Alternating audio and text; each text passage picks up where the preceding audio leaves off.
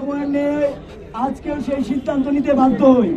আমরা বলেছিলাম যতক্ষণ পর্যন্ত আমাদের এই হামলার নেপথ্যে যে ছিল পটিয়া থানার ওসি, তাকে অপসারণ করা না হবে, স্থায়ীভাবে অপসারণ করা না পর্যন্ত আমরা আমাদের কর্মসূচি চালিয়ে যাব। আপনারা দেখেছেন চট্টগ্রামের বিভিন্ন জায়গায় আমাদের সহযোদ্ধারা ইতিমধ্যে কর্মসূচি বাস্তবায়ন করা শুরু করে দিয়েছে এবং বাংলাদেশের বিভিন্ন জায়গায় সেটা ছড়িয়ে পড়েছে।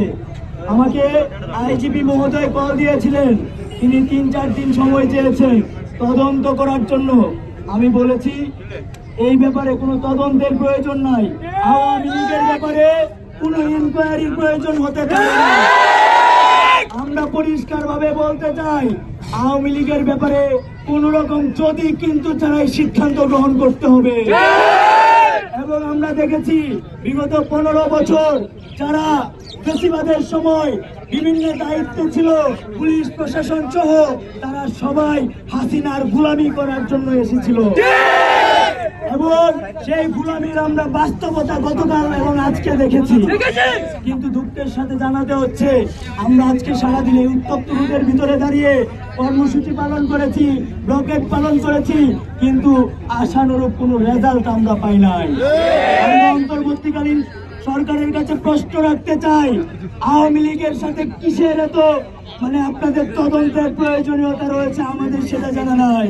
সেই প্রশ্নের উত্তর আমরা জানতে চাই। যে জুলাইয়ের রক্তের উপর দাঁড়িয়ে আপনারা দায়িত্ব গ্রহণ করেছেন, সেই জুলাইয়ের বিপ্লবীদের যখন হামলা করা হয়েছে তখন আপনাদের নীরবতা আমাদের সংশয়ের সৃষ্টি করে।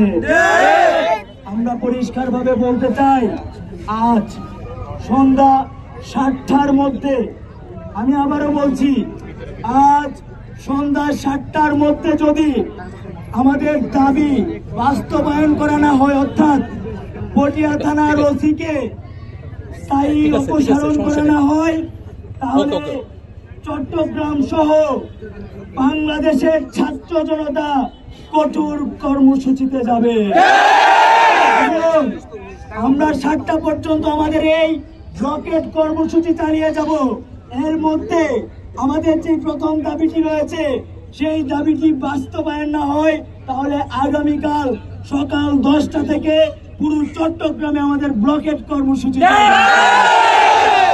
প্রিয় সহযোদ্ধা, আপনারা জানেন বিগত জুলাই অভ্যুত্থানে পুলিশ কিভাবে আমাদের উপর হামলা করেছে, আমাদের বাড়িতে গুলি করে হত্যা করেছে।